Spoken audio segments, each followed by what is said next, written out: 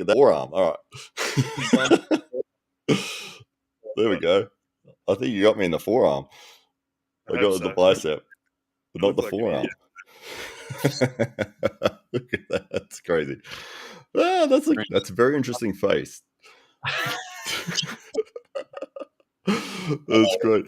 Oh man, yeah, it's been a big week. How was your weekend? You would have been running around all over the place following. There was a whole bunch of different live streams that were happening all weekend. You were on the fix last night. You had all sorts of things happening. We had the New South Wales state titles that took place yesterday in obviously New South Wales. We had Mario Tambakis ended up taking out the right and the left on 95 kilos and above, and we had Taryn Broad from South Australia taking out the under 80 kilos left and right. I didn't quite catch the under 95s. I'm trying to find out who picked up the wins there, but we will at some point find out. But one of the things that I did notice that I wanted to highlight here was watching the under 80 kilos class. There wasn't a single person that I noticed throughout the entire class that was over the age of 25. Really interesting to sort of see that the youth are really pushing forwards and pushing up in this world of arm wrestling. We're seeing younger and younger people sort of choosing arm wrestling as the sport that they want to sort of gravitate towards, which is amazing. We're getting more and more people coming along to our club at the South Australian SA Titans. Lost a match myself to a 17-year-old a couple of weeks ago, which was a nice kick in the pants. But this is the future, and it's amazing to see the growth of the sport heading in that direction. Yeah, man.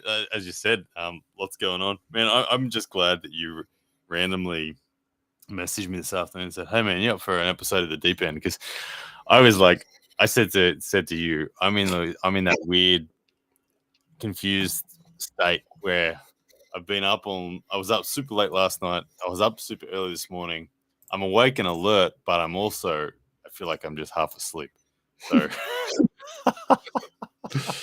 but interesting weekend nonetheless. I've just, by the way, 5 of you guys in the chat, legends, all 5 of you, by the way. We've got 5 watching. I don't know where they're from, but then these are the loyalists. These 5 here, probably the most loyal damn 5 subscribers we got. But look at it. Oh, Sap the Bee is the first man to comment. You know, there's a theory on who Sap the Bee is. Do you have a theory? Have you heard the theory? Yeah, I think in the last one that we went on, there was a lot of guesses, and then there was a lot of confident people that said that they definitely knew who it was, but they wouldn't say. I'm thinking it was somebody in North America, but not sure exactly who it is. I think it's the word on the street is it's Murray Mackay from Western Australia. Oh, really? Super chats in Australian dollars. Just has a flavor like Murray. He's a massive, massive, massive Muhammad Ali fan. Because when we posted, remember when we made the video about Devon and the parallels with Muhammad Ali? Yes. Sap the Bee was severely upset in the comment section. He was like, "How could you dare?" And I'm like, "Man, that's Murray. I know that Murray loves Ali like so much. So Murray, thank you for joining. Thank you for being the first commenter. If I'm wrong, I'd be surprised.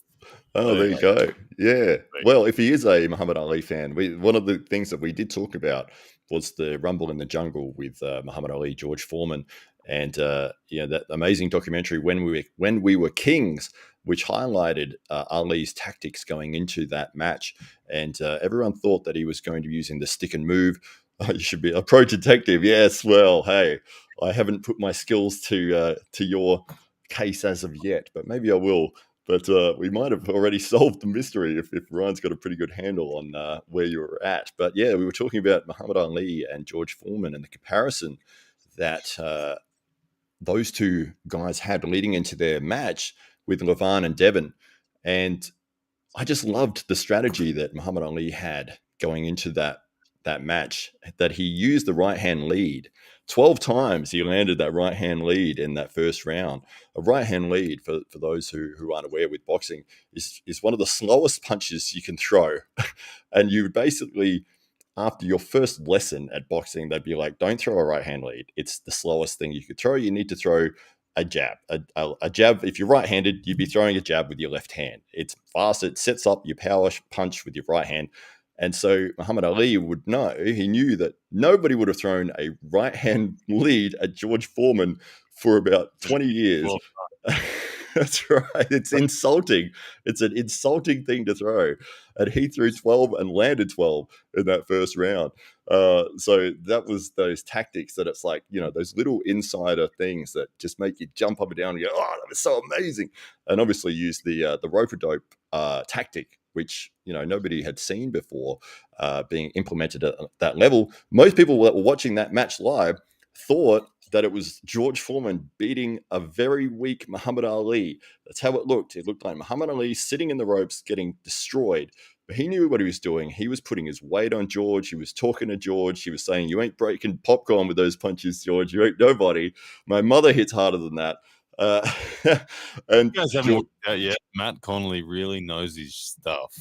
When you ask Matt Connelly about something that's a subject matter that he has taken an interest to in his lifetime, he will not only tell you how it went down in detail, he'll tell you the name of the best friend of the dude who placed a bet on the opponent and lost his house in the process and got a divorce. Like, Matt knows every detail. Murray, when you mentioned, or Sap, sorry, when you said he's a detective, there's the comment there, Sap the Beast saying, Matt, I thought you were a pro detective. Trust me, he is. He's just got to be interested in the subject, and then he knows everything there is to know about it. I love listening to you talk about sport and business to do with sport. It's super freaking fascinating. Hey, and I just want to say good day to everyone in there. We got Seal Hiccup. Thank you for coming in, man. He says, hey, fellas, hello from Haida Gwaii. Where's Haida Gwaii? Sounds Japanese, doesn't it? I'm going to Google it right now. Haida Gwaii. As he does that, I'll say a g'day to a few more people. We got Nashville Arm Wrestling. Sub Blue, dang, sold out Devon. Laugh out loud, just kidding. It was a good video. Nashville Arm Wrestling's obviously just watched the video that I just released on my main channel, where the moment that broke Devon Larratt. Now I'm gonna set Matt Connelly off on another speech in a moment. Wait for it, Matt. I have a particular question that relates to Nashville Arm Wrestling. So Nashville, stick around. You're gonna get a detailed lesson very shortly from Matt Connelly. But I'll say a couple more hellos first. Devon, thank you for that question, ma'am. Will I can open an array? If I can, look, round 3 is where I'll play. If all things are going to plan by round 1 and 2, round 3 is where I'll have a bit of fun. And maybe a stone wall in the hook, and then a can opener might be on the cards. I don't know. That sounds entertaining to me. I like it. Good stuff. All right. So the question that I wanted to throw to you, Matt Connelly, Nashville Arm Wrestling. Obviously watched the video, and I don't know, I'm assuming he enjoyed it. He says it's a good video. Sold out Devon. But there's something particular about that video that you steered me towards when it came to how I tell the story of that moment. And it was to do with emotions. Can you tell me what advice you gave me and why the hell it's so damn important to get that right? Absolutely. Yeah, emotions tell the story. If you get a connection with the audience, that's what you're looking for. In that video that you put out, the one you've just released, you're capturing both sides. You're capturing Levan fans and you're capturing Devon fans with that. So the Levan fans are going to be watching because they wanted to see Devon having lost and feel the impact that had on him. So as a Levan fan, it's like, well, here's the opponent, and Levan did such an amazing job. Here's his opponent in despair. Whereas from the other side of it, if you're a Devon fan, you're feeling that devastation along with Devon, and you're getting that connection from his pain is your pain, because you both sort of feeling it. You both wanted yourselves to, like, if you're watching and you're hoping that Devon Larratt is going to win this match and you're invested in it, and then he doesn't, he loses, and you're getting those moments of pain sort of highlighted to you in slow motion and each round, and it's just more and more. It's like, it's hard to watch, and people are saying that in the comments that this was a hard watch, and it was for me as well. Like, I'm a Devon fan as well. I mean, Levan is incredible. That's the guys. Exactly what I want to hear. That it's a hard watch, that it's stirred up all those same emotions of and heartache that people experience when they watched it the first time, but they get it in a condensed version, and it's memorable because of it.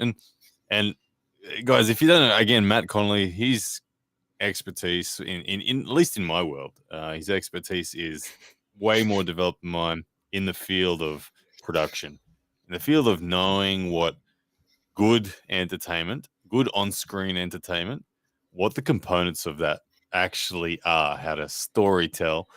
So this dude's the bomb, just so you know. And yeah, if it wasn't for Matt Connelly, none of those videos would have happened. It would have been a very news reporty style video that I would have done or something, which would have been super boring. Yeah, but anyway. Yeah. So Well, good hey, I'm question. I'm copying I'm copying the people who've done it before me. You know, I'm seeing the guys that from the UFC. As I said, the first thing I saw, 1993, UFC came around, and I saw the way that they grew as a company and the directions that they changed. Each different change and each moment that they put into production to push the story, and how they became better and better and better until the point where they literally sold their company for $4 billion. I mean, you don't do that from a $30 million in debt position without some very clever moves. So yes, Yeah. I'm repeating that knowledge of watching what they did to you. Appreciate it. Hey, Must Love Guy, thank you very much for the comment there. He says, I don't put much in the chat, but we just want to say thanks for the great content. As a lorry driver with no radio, your content helps make my day go by. And the video with your daughter, it was wholesome. Thank you very much, Muscle Up Guy. That's awesome. Man, truck drivers, they keep the world going, don't they, at the end of the day? Without you guys, it stops pretty quickly. So I appreciate what you do as well, man. Thank you for keeping that chain alive. And yeah, Eliza, she's the strongest girl I know. She's had like 57 general anesthetic surgeries. She's only 12. It's crazy. And she still has a smile on her face every day. So she's pretty special. But thank you, man, for that support. Hey, we got a question from Muakutu. Ryan, do you think it's better for arm wrestlers, barbell bench or dumbbell bench? I can tell you that there are... Look, first of all, strength is never a weakness. That I truly believe in. Any form of strength that's more than you had last year is going to translate to the table in a positive effect.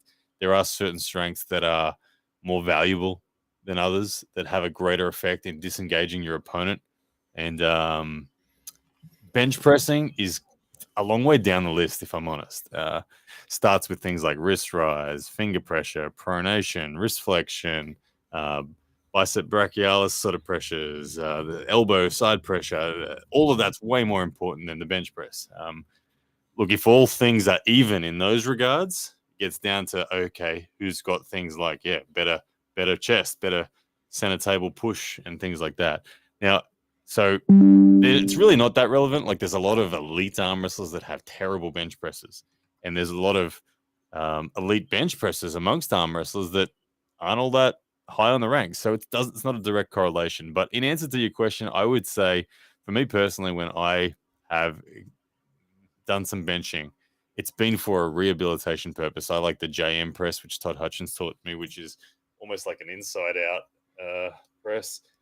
To be honest, I've been able to effectively do them with both. But for me personally, I'm going dumbbells because I hate training my left arm. And my left arm is so much weaker than my right that picking up a barbell, my right doesn't get the adequate workout because my left is tapping out way before my right's ready to. So I go dumbbells. The bar is tilted one way or the other. It's It always does. It seriously does. If I try to do a strict curl, for instance, a barbell strict curl, the number is so disappointing, and it's all my left's fault. If you watch me strict curl, the left is lagging, my right's like picking it up for it. It's like taking 1.2 of the load or something. I don't know. Come on, left. Just do something. That's great. Just one. So I'm dumbbells all the way. Yeah, that's fair enough. No, that's fair enough.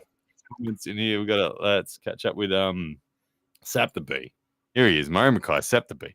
What did you think about the convo at the end of the fix about Devon refusing to pull on WAF rules? Do you, being completely opposed to pull in rule sets that don't suit him, affect his legacy? Or do you think, okay, to be honest, Sap, I don't actually even remember that. I was on the fix. Are you talking about the one that was on like just a few hours ago? Like, like 8 hours, 10 hours ago. I don't even remember that. Did I miss it? Or was this an episode that I wasn't on? Let me know in the chat, Sap, if you're still around. And here's the man. Actually, speak of the devil, we're talking about the fix, and here he is, Neil Pickup. He said, "Arm wrestling is ridiculous at the moment. You're live. You hit the bed, hit the hay, and as soon as you wake up, someone else is doing another arm wrestling related live." Yeah, man, we've been rolling the lives from live to live to live. I don't know what time it is, Neil. I don't know if I'm asleep. I don't know if I'm Ryan's awake. still awake from the fix. Okay, so Sap said it. Yes, it was the episode of The Fix with Engen, which is okay. I think it was on today. I must have been reading the chat at the time. So back to Sap's question, and Neil, I'd love to hear your response to this as well, because I don't even recall it. But there's the question one more time. What do you think about the combo at the end of The Fix about Devon refusing to pull in WAF rules? Do you being completely opposed to that rule? Do you think it affects his legacy? So, look, what I know of Devon when it comes to rules and when it comes to organizations that he's pulled under, I don't actually think he fears anything. I think that the same person usually ends up on top, regardless of the rule sets. The right people find their way to the front of the pack. Devon hasn't pulled strict WAF. Like if we're talking WAF, like actual WAF, not, or are we just talking anywhere in Europe? Because there's plenty of non-WAF European things as well.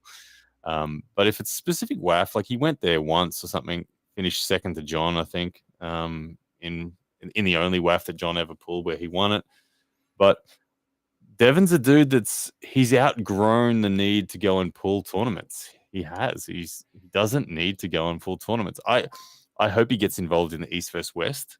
Would that satisfy it? I don't know. For Sap, like for someone like Sap, I know Sap's a fan of the purest style of arm wrestling. He wants that legacy to include that, and I think he expects that of Devon. I think that in his eyes, it would fix a lot of the problems for Devon. But Devon has outgrown it, and Devon will go where he goes. I mean, he's in a place now where I think he's talking about coming back down to 240 pounds, and at 240 pounds, I'd love to see him chase the number one rank in the world at that rate. I.e., there's Hutchins, Brzenk, Irakli, Prudnik, all those people for him to compete in. And if he does that at East vs West, I think that satisfies it. I don't think there's much that can really damage his legacy. You see it anyway? Different, Matt? No, I think the danger with pulling under the WAF rules, if you're going to have a super match at that level, especially against Levan, this is basically for the number one in the world. The last thing you want to do is see a match end on fouls. And with the strictness of WAF rules, where you've got matches that potentially end on fouls, there's a high percentage chance that you're not going to get to see an actual arm wrestle. And when it's literally the biggest match of all time that's happened at that level with the arm wrestling world watching, the last thing and the worst thing that could happen is if you have these two guys get up on stage, you have 6 rounds, and let's say 4 of them end on fouls. You don't actually get to see any arm wrestling. So I think it's smart of Devon to say, look, the WAF rules have their place. If we're going to go into a super match, I want to actually arm wrestle. I don't want to be like fouled out because this and that, all these micro fouls or this or these things. It's like we want to make this as entertaining as possible, and we want to make this as fun as possible for the viewing audience. I think he made an absolutely fantastic decision to do that, and I'm glad that Levan went along with that as well. Yeah, awesome. Hey, Sap the B says yes, East vs West would satisfy his requirement. And I don't know. I haven't spoken to Devon about this prospect in particular, but I know as he winds down from the peak that was his attempt at beating Levan, he's going to come back down to a more normal body weight, and that he wants to just travel and enjoy arm wrestling again. Well, East vs West is, I hope it's very appealing. I don't know. I suspect it would be. Like, why wouldn't it be? I would love to see him pull some 6-round super matches under East vs West, as would we all. I think it'd be amazing. Hey, Honest Critic, thank you very much for the support. He says, I want to give you guys a super chat, but I'm not able to. Yes, we are not. Neither of us are monetized yet. Not on these channels. This is the Ryan Blue Bowen Raw and the Hollywood Matt Connelly channel. Neither monetized. I got the sub numbers. I need the watch time. So look, man, I appreciate it. Thank you very much. in place of that, go and hit the share button for me on your favorite video of mine somewhere. That'd mean the world to me. But thank you very much, and do that for Matt Connelly too. Make sure you give him a sub too. That would be amazing. But thank you, Honest Critic, for that support. So let's have a look at what else is in this comment section. Got the usual suspects in here. Marcus Thompson is. I did see him pop up. He said he hasn't been to bed yet either. Oh goodness me, yeah. That's the life of people who get stuff done, isn't it? They sleep when the job's done. They don't sleep when they're tired. They sleep when the job's done. Big difference. Exactly. All right. Let's have a look through. Marco says, I wish I could listen all day, but instead I have to hear garbage radio at work. Marco, just go tell the boss, hey, I got something better. Chuck it on. And yeah, man, either way, thank you for support. It's pretty cool. Marcus, there it is. Yeah, Marcus has not been to bed yet. I forget where Marcus is from, what part of the world he's from. Is it Ireland? He's just put up the Irish flag just then. No. You haven't been to bed. It's fair enough. So what's the time? I don't know. I think it's 5 a.m. or something, 6 a.m. Marcus hasn't been to bed. So Marcus, you're an animal. Well done. Okay. Arm Wars number 1, says Marcus. There he is, a follow-up. Big fan of the Arm Wars brand. Yeah, Arm Wars was actually my start point in terms of exposure to professional arm wrestling. It was the first organization that I discovered where I just knew that there was something coming on next week. So cool. I was watching on bloody pay TV. I went out and bought Foxtel. I'd never had Foxtel in my life, but I went out and got Foxtel because I knew arm wrestling was going to be on there. And that was damn exciting. It was Neil, if you're still watching, help me out. What was the channel? It was Eurosport, wasn't it? Eurosports. There it is. Thank you. I was going to say esports. I'm like, it's not esports. What the hell? Maybe according to Ray, it's East versus North. Yeah. But yeah, Arm Wars was my start point. It was what drew me in and what made me want to go for it. Yeah. Hey, the Drew says, might as well give me a wrench on this channel. Absolutely, Drew. Let me just work on that. Let me just jump over here. There's a few people. Obviously a long-time supporter of arm wrestling. He's on every single arm wrestling video, putting his YouTube algorithm boosting comments. He was on my stream yesterday for a couple of hours, had a good chat with him, one of the foundation members of the arm wrestling community. So thank you, Drew. Yeah, you keep talking for a moment, man. I gotta just sort this out. Yeah, absolutely. Yeah, that's what. No, as I was saying, yesterday we had the stream going. We had the New South Wales state titles taking place, and one of the things that really stood out to me was the fact in the under 80 kilo division, everyone that was in that division was 25 years or younger, which was just outstanding to me. It was like that this sport is starting to hit the younger generation, and people are choosing arm wrestling as the thing that they want to do. Is there a difference between the cultures of arm wrestling in the sense that when we talk about East and West, the average age of East dominant guys is significantly younger than the average age of the West's best guys. What do you see there, and why is that?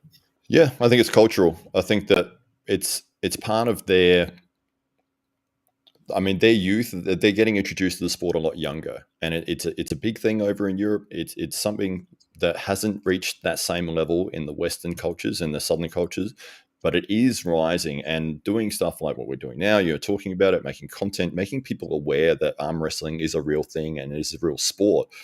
That's where you're going to start boosting the people that have that interest. And we are seeing that now, which is just amazing to me, that literally at a state tournament, 25 years was the oldest person that I could see in that whole division.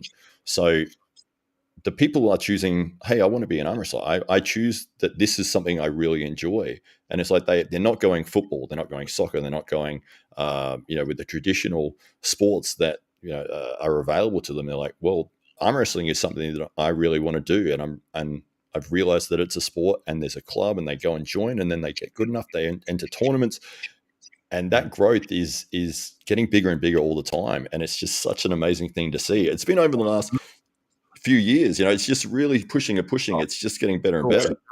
Turns up to a club now, when they turn up and they said they've never pulled before, and you go, okay, so this is your first session. They grip you and they move like a badass. You're like, what the hell, this dude? So it's different. It's an exciting time. Hey, Sanka's got a good question for us. Sanka says, Ryan, do you think it's disrespectful if Levan wants to pull two top North Americans in the same event?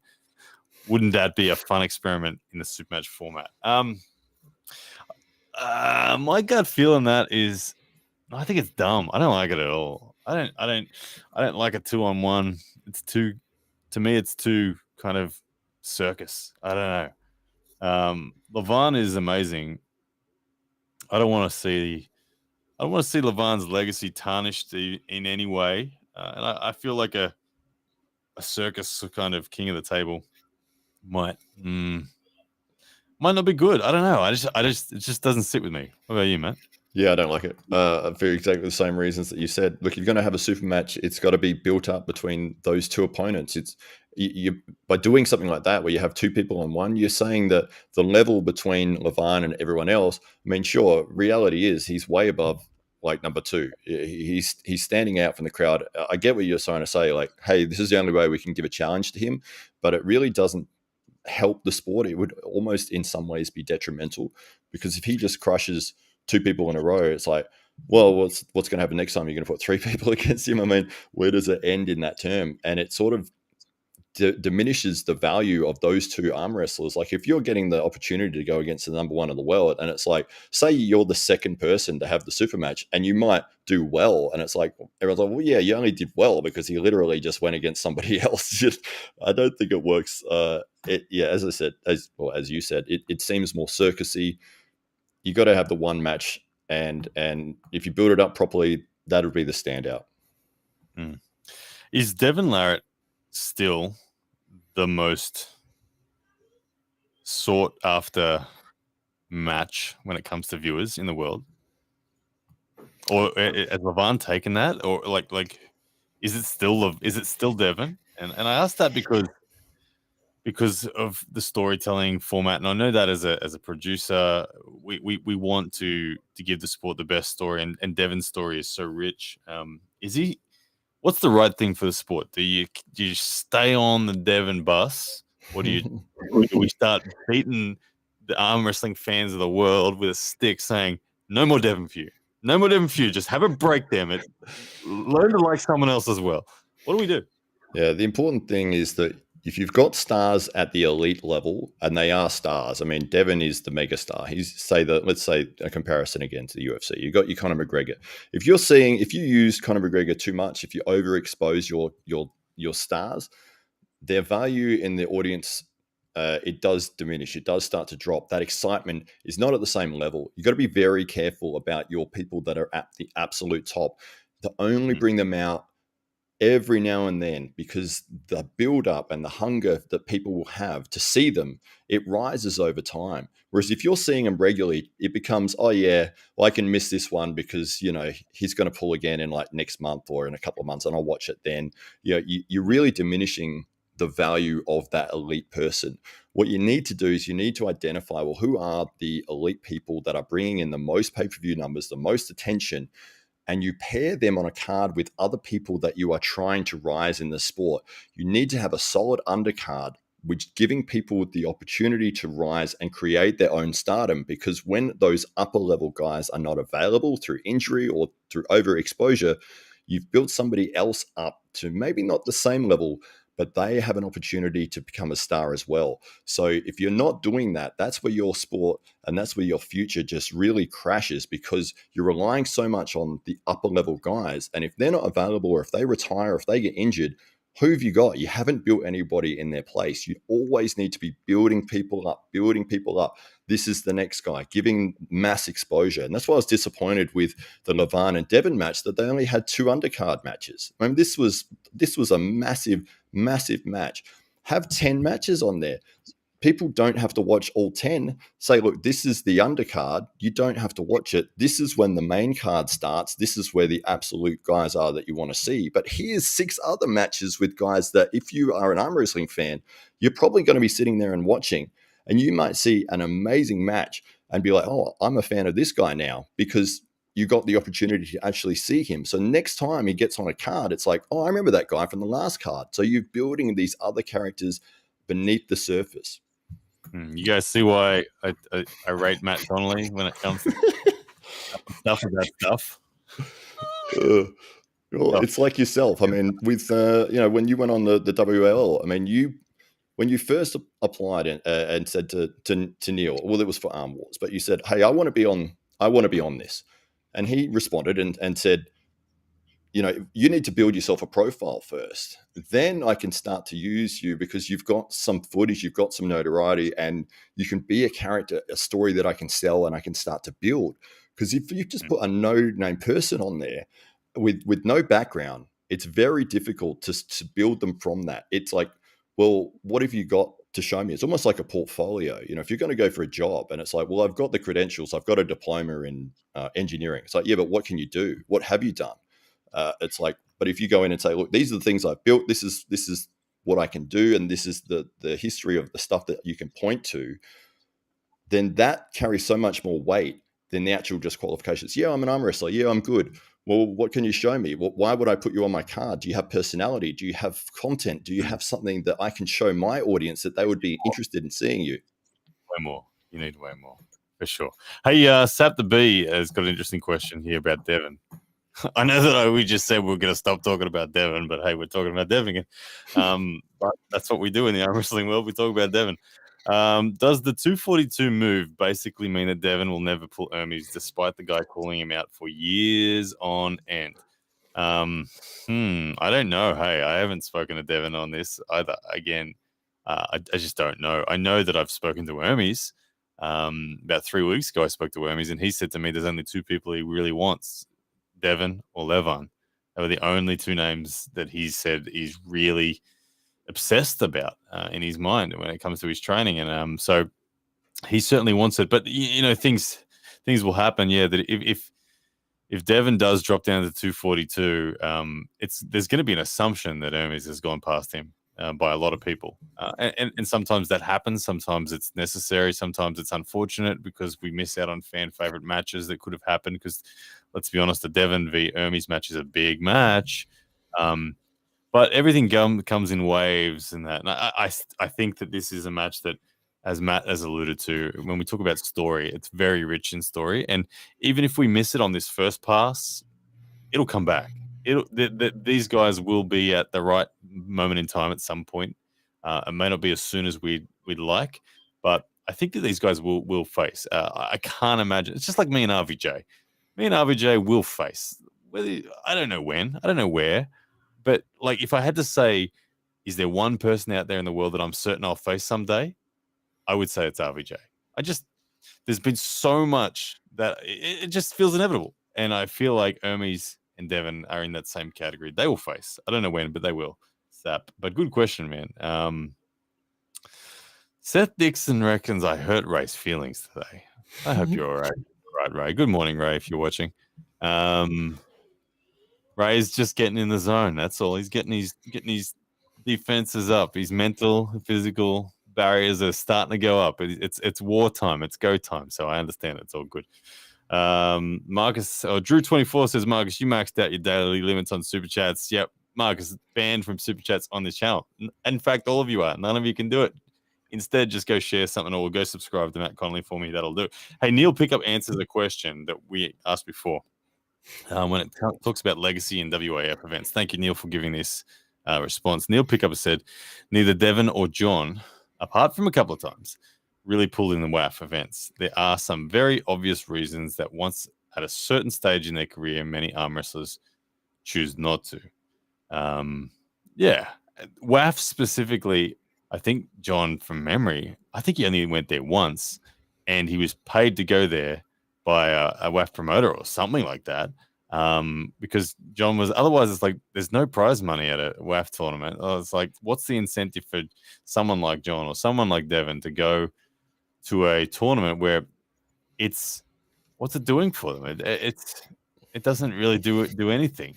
John went because he got paid and he won the gold and went home. There's no highlights reels you can look up of the WAF. They don't tell story. They don't make promotions particularly at all. So there comes a point when the sport becomes your career. Given that the sport doesn't pay stupid amounts of money like a lot of other sports, you have to go where the value is. And the value for someone like Devon is often in that space where there's entertainment involved as well, because he's very good at that. But thank you, Neil, pick up for that comment there. Marcus Thompson says it's 7 past 7. What time do you go to bed, Matt Connelly? You're always awake. Well, I haven't been to bed for a few days.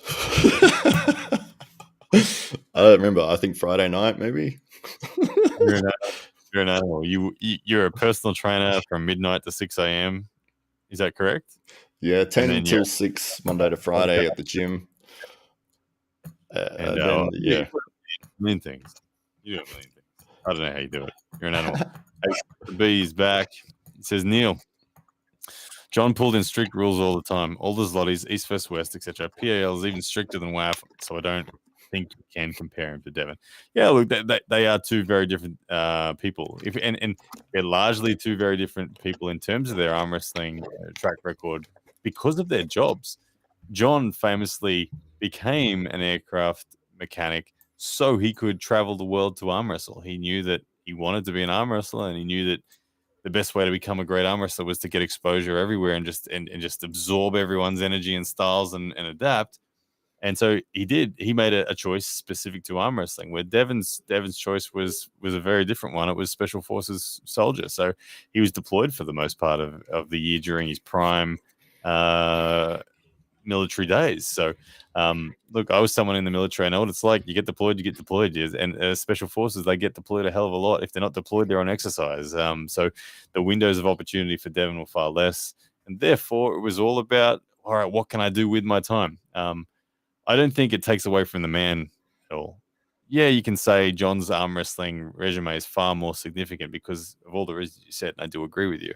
And yes, we'd love to have seen Devon had 10 matches against Saplenkov and all those guys in his career. It would be fantastic if that was in the data history, but it's not.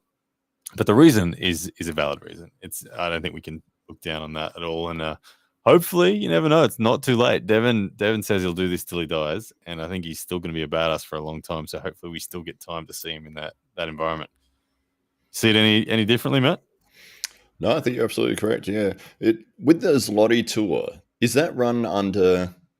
That was the Nemiroff. Right. Yeah, and that's they call it rigid rules. It's very similar. I think probably exactly the same rules, just enforced in a rigid manner. They actually call it, Igor calls it rigid rules. Oh, okay. Yeah, fair enough. Yeah, all right. Let's have a look at what's going on. Neil Pickup's chimed in. He said, if you look at most of the world's top pros, particularly in the higher classes, over the last 10 to 15 years, they progressed to professional arm wrestling, i.e. Arm Wars, PAL, WAL, UAL, East versus West. And that is 100% true. I love talking about storyline. I love talking about characters. I love talking about with Matt Connelly about how lightweight athletes can make a name for themselves. And I almost enjoy the case study. Like, I would freaking love it. I would love nothing more to get a message one morning from some obscure nation, badass 60-kilo arm wrestler that says to, and he messages me and says, Ryan, I believe I'm the best in the world at my weight. I believe I deserve to be on all those big lights supermat shows, but no one notices me. I just have to pull local, and I only get to pull WAF.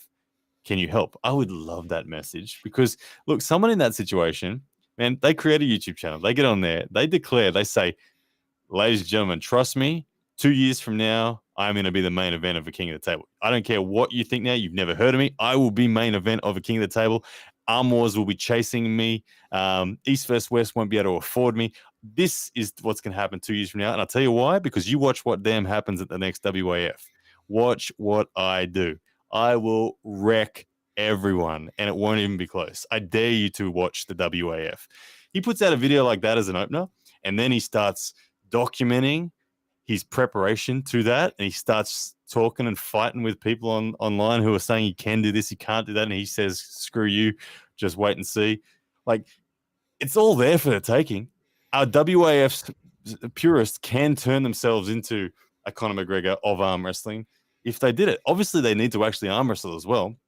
They can't talk like that and not follow it up, because then they quickly get brushed aside. But if they believe in themselves as much as, like I just described, absolutely, they would end up.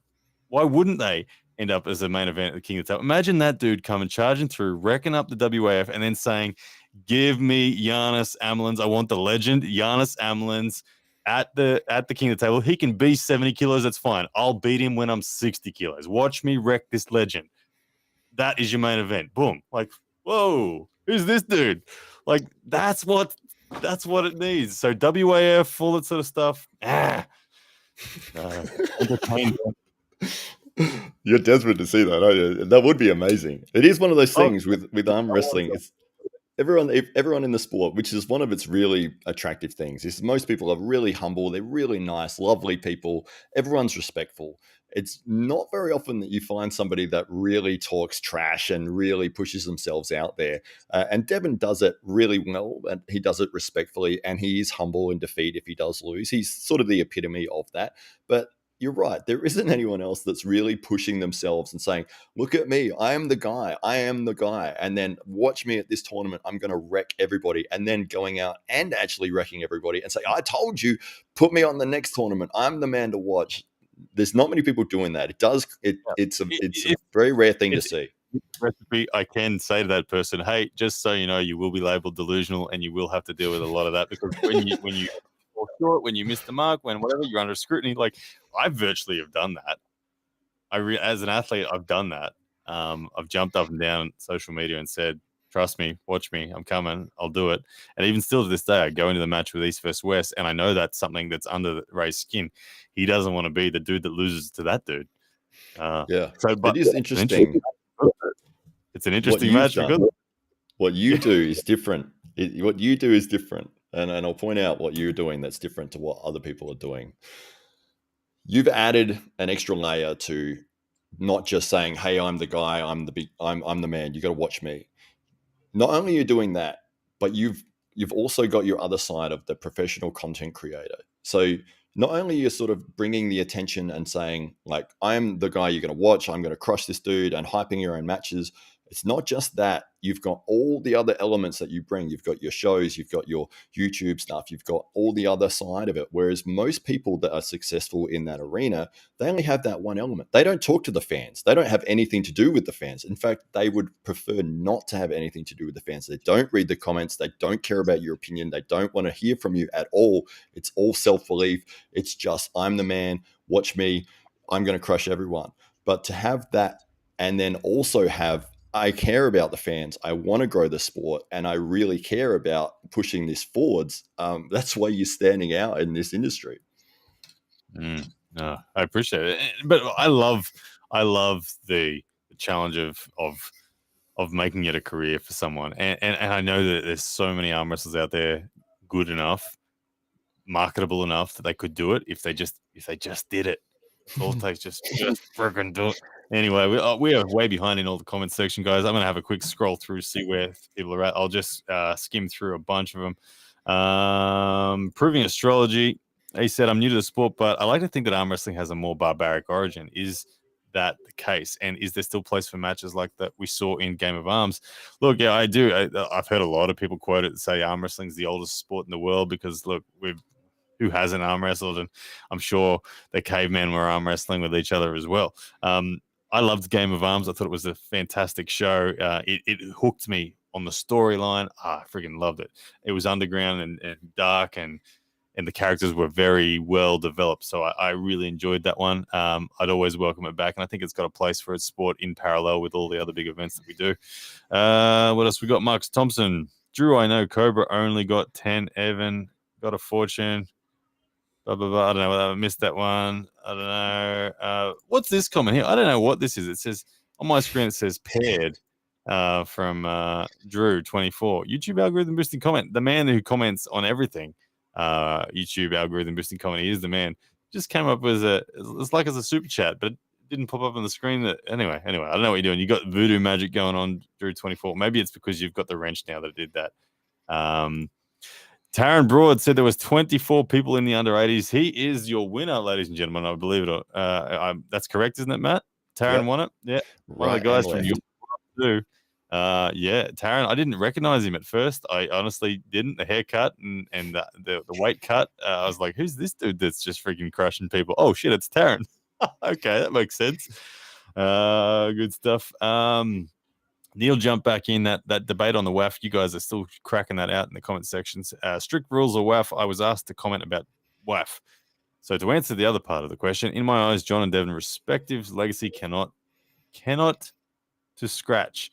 Both men are phenomenal pullers. Yeah, as in, I think he's saying, whatever, I probably didn't read that properly, Neil. I apologize for murdering it, but I think he's saying that their legacies are a sure thing. Locked up, good and done. Really nothing can tarnish them. The old man arm wrestling says the 5-man-to-1 George Foreman match tarnished his early legacy. Yeah, interesting. It did, didn't it? I remember I saw. Was it you who showed me, Matt? I don't know. I feel like, was it you? It probably was. Yeah. Yeah. So I just said, before you explain the details of it, and I know every person about it. I watched it the other day, and I remember seeing it going, oh, look at that. So George thought he was out there to prove a point and make himself seem dominant, and the crowd actually ended up wanting the other dudes to win. They were like, come on, knock him out. So it totally backfired on George. Is that right? That's absolutely correct. There we go. After B, he is disagreeing with Neil. They're arguing in the comment section. Sap, i.e. Murray Mackay from Western Australia. Sap hasn't disputed that claim so far on this live, I will note. He's at it. Look, let's see if this makes Sap happy. Sap is actually the first man in Australian arm wrestling history to stand on the WAF podium. If that is Murray Mackay, that is a true fact. Murray, he's got that forever against his name. The first Australian to stand on a podium at WAF was Sap the Murray Mackay B. Very good. Let's see if he gets if he loves it. It's definitely Murray.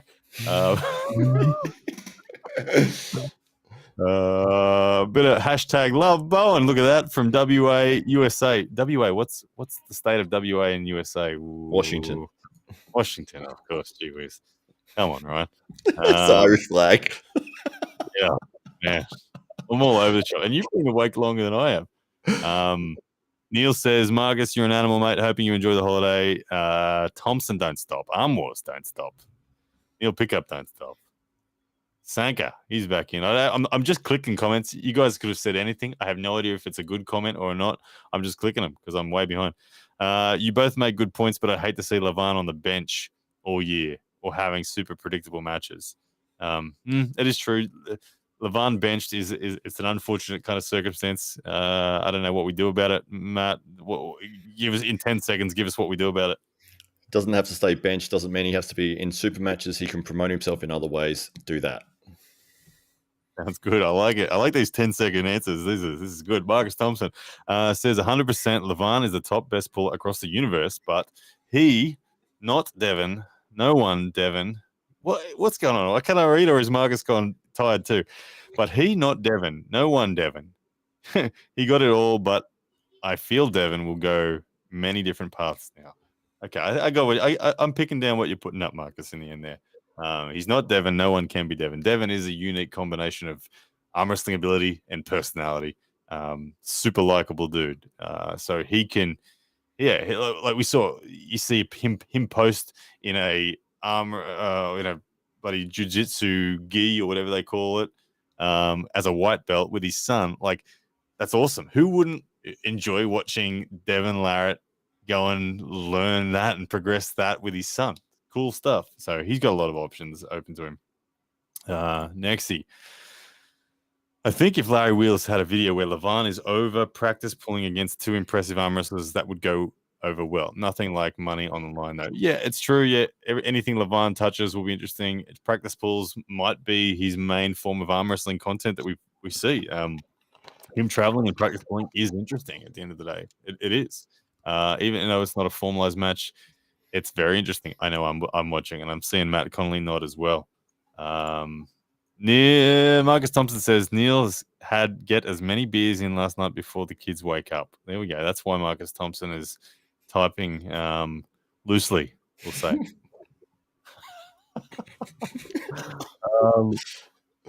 Sap's back. Murray, Devin will do what he does best now, or what he do beats now.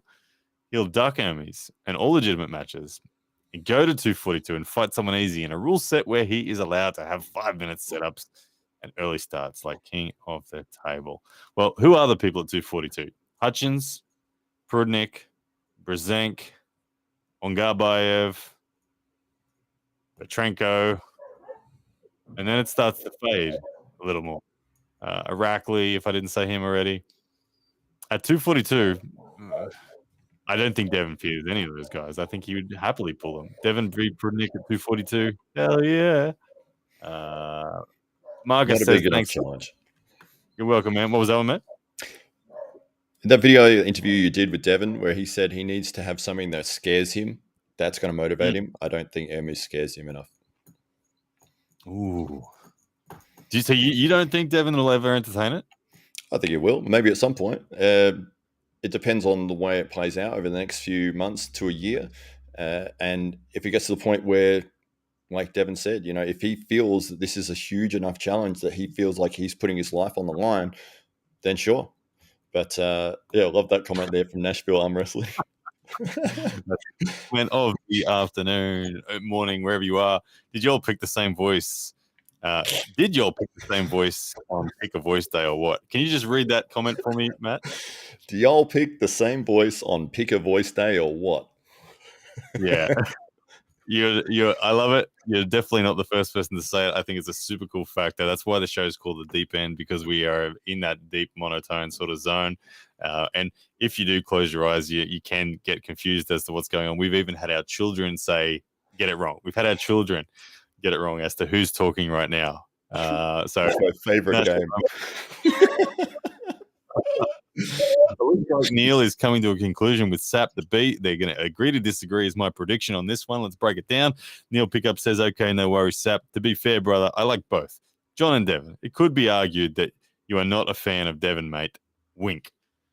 It's interesting, isn't it? Like, the fans are an important part of a sport. They are a fabric of the sport.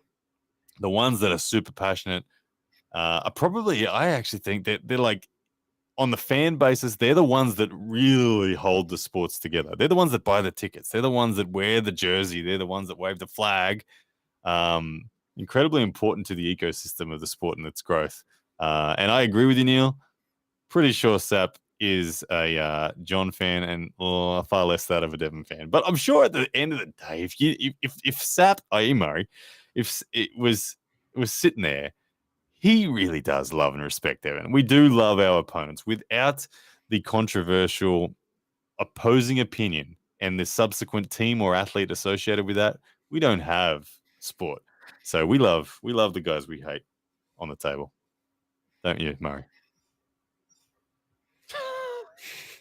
All right, what's going on? Papuna. By the way, seeing Matt, is that Jules guy arm wrestling still the one who almost injured you? What's the update on Jules? He's still living in the local area, and is he pulling and keeping safe? Yeah, no, the guy is good. He's a great arm wrestler. That first night, there was some questionable things that he did, and we've addressed that. We moved on, and he's a very solid part of the SA Titans club. He's very respectful. He teaches people, gives all of his knowledge that he can to everyone every time he turns up, and he will be competing at Garage Wars on the 27th of August in a Who's the opponent? Yeah, it's a sort of a round robin 4-man all in thing that he's doing with Taryn Broad, the number one guy from New Zealand, whose name is Lightweight guy, yeah, Josh Barnett. Yes, and Josh, the guy who presses from New South Wales, from Big dude. God. No, Big no, dude. with the glasses, under Barker, 70 Josh. kilo. Josh Barker, Okay. yes, sorry. All their names are Nice. so similar, it confuses me. Josh Barnett, Josh Barker, they're all the same. Hey, that's pretty cool to hear. Glad to hear that he's now a massive part of the club. Is he still doing the crazy training that made him famous, where he's literally banging his elbow with hammers and stuff? No, I don't think so. But he's Okay. training very hard and he's getting better constantly. Nice. Good stuff. All right, what else we got in here? Let's have a look.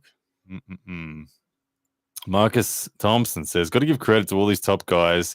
We all banter and slag, but these guys are the top of the cream. If never been elite in a sport, you will never know it.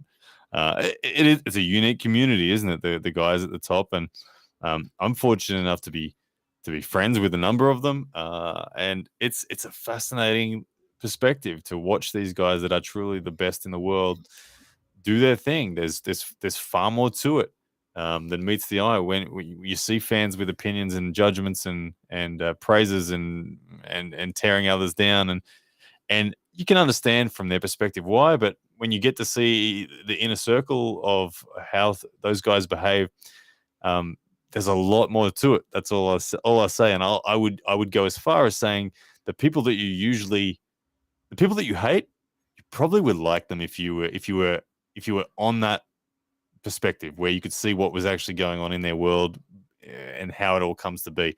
And likewise, the people that you love, you would probably love them more and go, oh, wow, look at that. That's even really cool. So they are good dudes. And I agree with you, Marcus Thompson. Thanks for pointing that out. They are all top. And it is difficult to know what it's like to truly be at the top. You ever been at the very top of anything, Matt Connelly?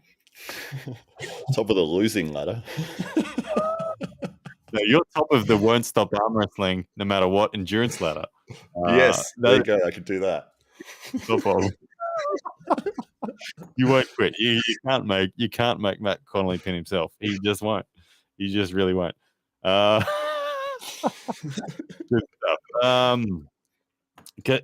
Well, look, here we go. Here's a bit of fan controversy. Fighting with Sap the B. Kano83 says, Sap the B, I can't take your opinion seriously. You dribble so much hate towards Devon. There we go. Look, so Kano's somewhere in between. He's probably slightly John, more than Devon, but he likes both. So he's like, I can't deal with it. But that's the ecosystem we're in. We love all of you guys. What else we got? Andre reckons Devon is number one under 110 kilos. Hopefully we find out. Again, I'm so far behind on comments, guys. I'm enjoying actually going through and not missing comments and actually doing everything. So we've been on for 57 minutes. I just need to say that we won't be able to stay around for too much longer. I can hear that my wife's preparing my one meal of the day. I normally would have more, but I'm only doing one because I got to get to Ray's 90 kilos. Hi, Ray. So I'm only having one meal, and it's being chopped up, and I can hear it coming. So I got to go do the right thing. Marcus Thompson reckons Sap is Evan Burgoyne.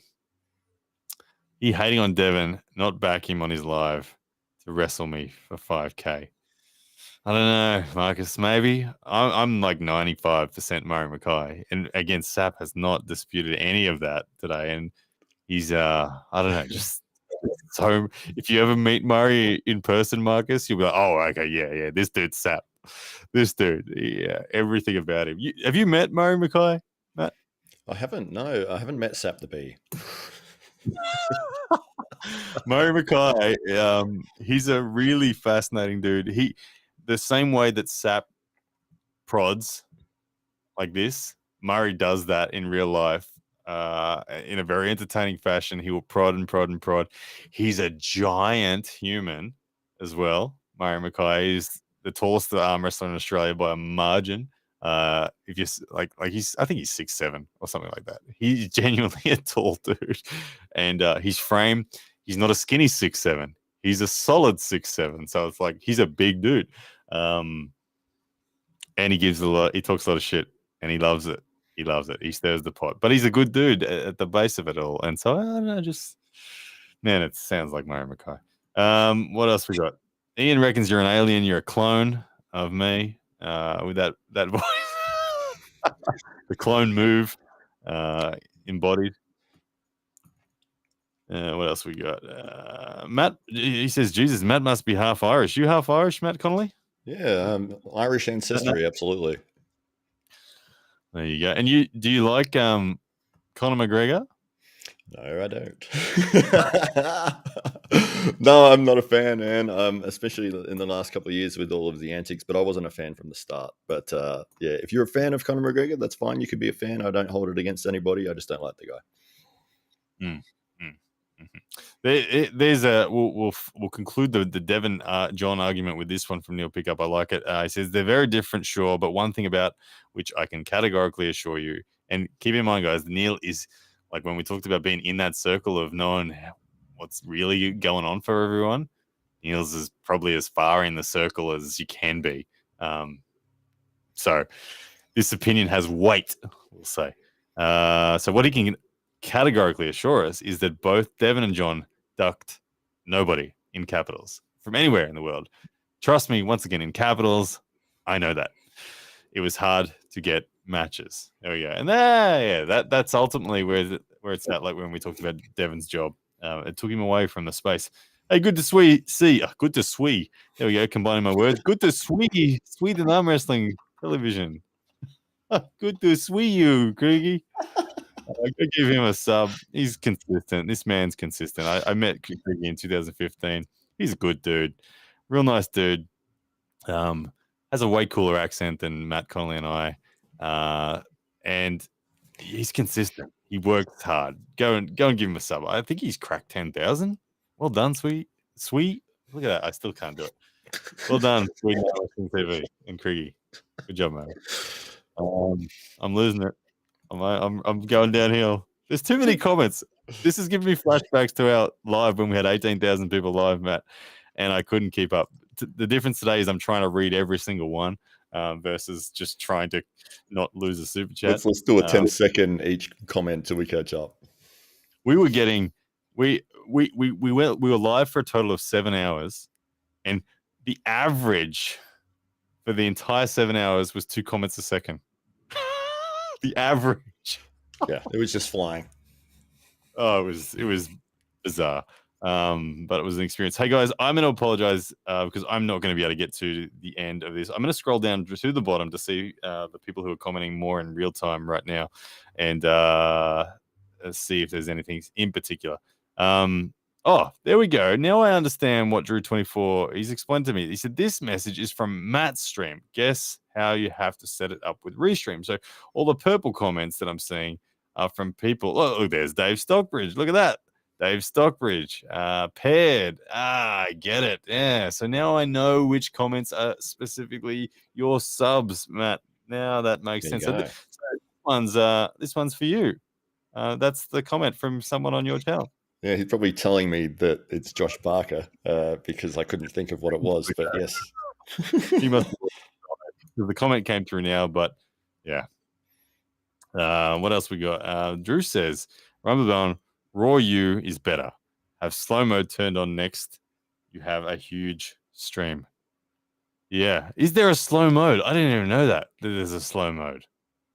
Shit, there's a slow mode that could have saved us in that 18,000 craziness. I don't know how that happens, but Drew24, we will hire you to be the moderator of that stuff next time because I was missing super chats and I felt bad. I missed $100 super chat. My dad messaged me afterwards. He's like, Ryan, you missed $100 super chat. You didn't even acknowledge the dude. I felt so bad. I had to track the dude down. And there's nothing we could do. Those comments, literally, it was just flying, and you were scrolling trying to find them, and you go to click on it, and it would go again. They'd probably just vanished. I couldn't scroll back up. They were gone. They were literally, it didn't matter how much they were worth. $100 one, which normally would sit there for half an hour at least, and you wouldn't miss it. It was gone in a matter of a minute. It was gone. Anyway, good stuff. Look at this. More Murray McCoy evidence. Laugh out loud. Is Dave Stockbridge the property guy? Something only an Aussie would know. Something only an Aussie would know. Yes, David Stockbridge is the real, what do you call it? Just Real what? estate agents group. Real estate agents. There we go. 36 of you all go and lease your property through Dave Stockbridge. Dave is awesome. He literally, I know you got to go. I'll just drop this in quickly because he did something awesome for the club yesterday. And that was he paid for 4 new tables to be made, which I was very happy to pick up and bring to the club. So he does the big things for the sport. And he's a talented ring announcer as well. Really, really good ring announcer. I'm sure you'll see more of him in the future too. Like, we'll work together. Guys, thank you so much. Matt Connelly, thank you for holding this together when my brain is all over the place. Thank you for prompting me to do this. Anything on this week for you, man, before we go? What do you got? Well, we had some big training session just gone. We had like 40 people, the biggest session we've ever had. And as before, great to have those extra tables because we really needed them. But yeah, we're building up. A lot of our guys will be competing at Garage Wars 27th of August, which Andy and Mario are putting together. And Jake, the Aussie arm wrestler, is a sponsor, as well as Dave Stockbridge from Real Estate Agents Group. So we have a lot of our guys moving towards that event. Wicked. Sounds like a good event. I can't wait to watch it. Garage Wars. For me, the pick on that one, I want the Fatali Mateo Brett Coots match. Very interested in that match. Going to be good. Both those guys badasses. So can't wait. Matt Connelly, wish you the best with that. Wish everyone else the best. Thank you, everyone in the chat. You guys rocked it today. I really enjoyed hanging out with you guys. To all the commenters in particular. Neil Pickup, thank you for sharing your time and expertise on the matter. Sap the B, MVP today. I think you and Neil went at it. Marcus Thompson, regular. There were the Drew 24 teaching us about slow mode and everything. Savage arm wrestling and a lot of the regular names. I do apologize if I've missed anyone else in there that was a regular, but we love you guys. Phil Woody UK, I can see one there. Proving Astrology, all of the names. Rattle you guys off. But we'll see you guys again soon. And we'll get the monetization happening for Matt Connelly and myself soon. We'll get there. Don't worry. All right, guys. Thanks, everybody.